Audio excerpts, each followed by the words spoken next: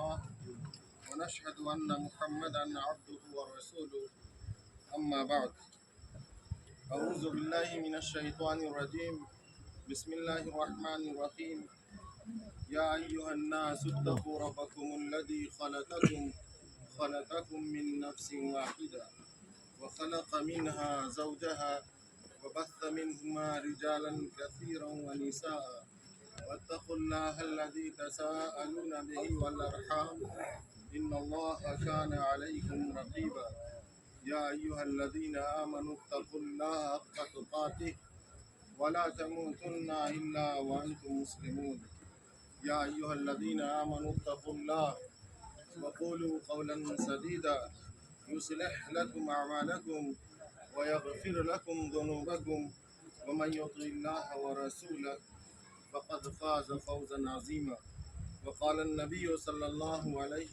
وسلم النکاح من سنتی فمن رغب عن سنتی فلیس منی او کما قال علیہ الصلاۃ والسلام۔ محترم حضرات، یہ نکاح کی مجلس ہے جس کی نسبت نبی کریم صلی اللہ علیہ وسلم اور انبیاء کرام علیہ الصلاۃ والسلام کی طرف ہے۔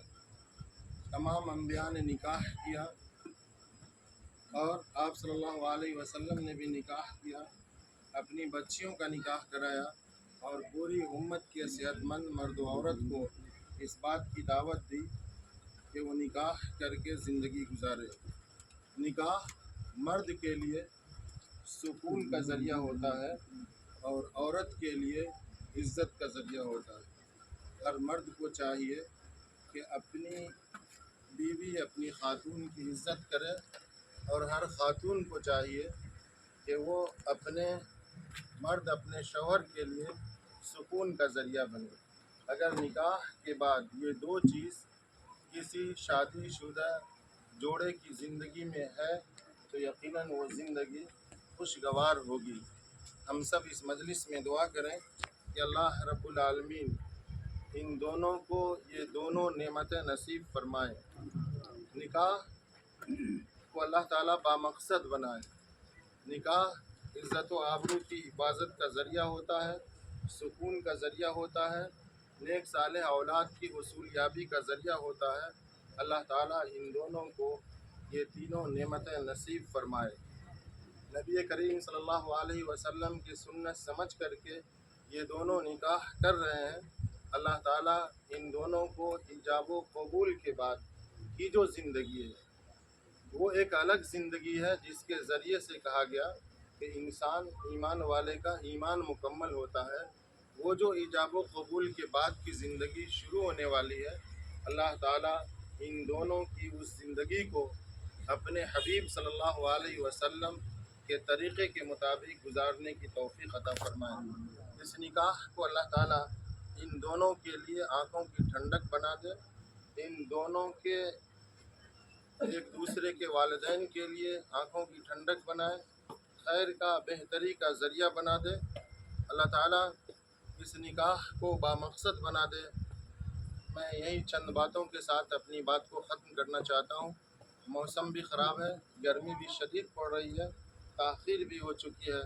اللہ تعالیٰ سے ہم لوگ دعا بھی کریں اس نیک عمل کے لیے، ان دونوں کے لیے، اور مبارکباد بھی پیش کریں۔ ربنا تقبل منا انک انت السمیع العلیم وتب علینا انک انت التواب الرحیم۔ یہ جو ابھی نکاح ہونے والا ہے اس میں دلہن کا نام ہے فرحانہ ناصرین بنت جناب محمد صلاح الدین صاحب، مقام آرا گھاٹ، ڈاک خانہ تلوا، ضلع سہرسہ۔ دولہا کا نام ہے جناب مولانا احمد اللہ صاحب، والد جناب مولانا علی احمد قاسمی صاحب، مقام مہیش پور تلوا، ضلع سہرسہ۔ اجازت کے گواہان ہیں جناب محمد پھول حسن صاحب، والد جناب شیخ پلٹ مرحوم صاحب، آرا گھاٹ تلوا سہرسہ، اور جناب حفیظ اللہ صاحب، والد جناب عبدالرحمن صاحب مرحوم، مہیش پور تلوا سہرسہ۔ مہر طے ہوا ہے مہر فاطمی۔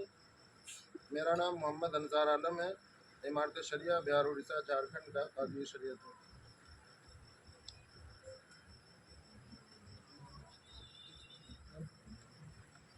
میں بحیثیت وکیل بن نکاح فرحانہ ناصرین بنت جناب محمد صلاح الدین کو بعوض زر مہر فاطمی بموجودگی گواہان جناب محمد الحسن صاحب و جناب عبداللہ صاحب و حاضرین مجلس کی آپ کی زوجیت میں دیا، آپ نے قبول کیا؟